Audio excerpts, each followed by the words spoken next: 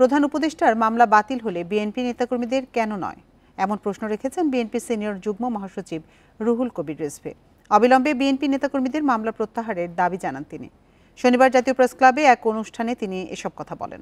এ সময় দ্রুত নির্বাচন আয়োজনের দাবি জানান নেতারা।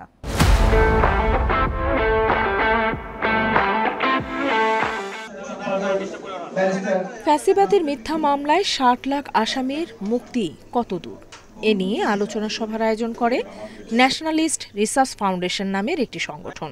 এতে যোগ দেন বিএনপি নেতারা।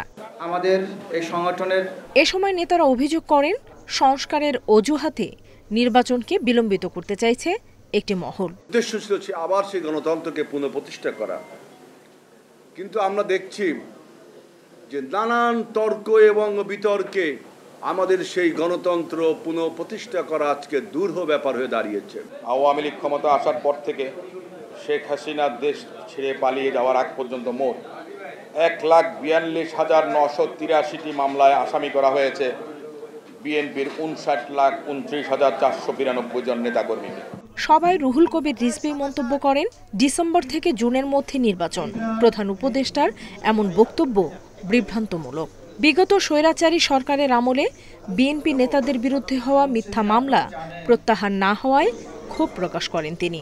পুলিশকে দিয়ে আমাদেরকে কাঠগড়ানোর মতো দাঁড় করিয়ে যত ধরনের অপমান, যত ধরনের লাঞ্ছনা গঞ্জনা করার দরকার সেটা করেছে।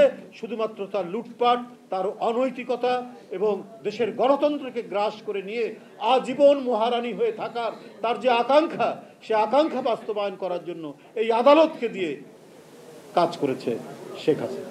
তাহলে আজ ৮ মাস হলো নেই, এই মামলাগুলো কেন প্রত্যাহার হয়? কয়েকজন উপদেষ্টা ও তাদের ঘনিষ্ঠদের দুর্নীতির অভিযোগ নিয়েও কড়া সমালোচনা করেন বিএনপি নেতারা। নুরসেলিনা শিউলি, ইন্ডিপেন্ডেন্ট নিউজ, ঢাকা।